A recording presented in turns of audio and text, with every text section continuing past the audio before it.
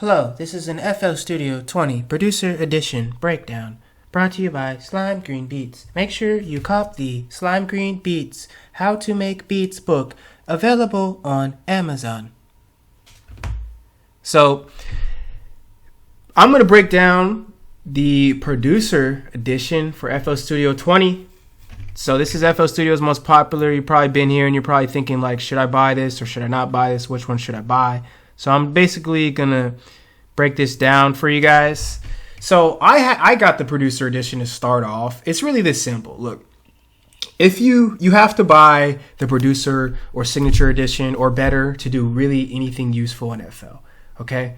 So yes, to record vocals, you need, or to record tracks and export tracks and save tracks, you need the Producer Edition. To import MP3s, drum kits, things like that, you need the Producer Edition.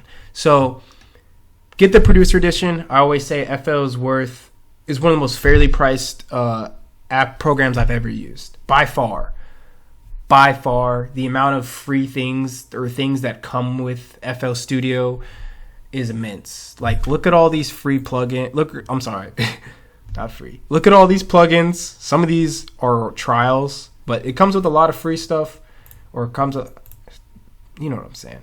Comes with a lot of stuff, a lot of mixing tools too. So I would say the biggest thing that comes with FL Producer Edition that you might have to worry about is if you're trying to get the transient processor. Now, I don't know if transient processor comes with the Signature Edition. I'm honestly not sure, but if you get the FL Studio 20, you will have to buy the transient processor separately. So this is the transient processor, and I use this to modify the attack and release. This is really good for using with drums. Really good for drums. And then I'd say the biggest one, especially for beginners, is Gross Beats. Now, I believe this does come with for the Signature Edition. And Gross Beats, I think, is like $50 to $70 separately, maybe even $100. Not entirely sure about the price, but you would have to buy this separately, which I had to do. So I do think it's worth getting the Signature Edition. And it's also probably worth me plugging up my computer right now.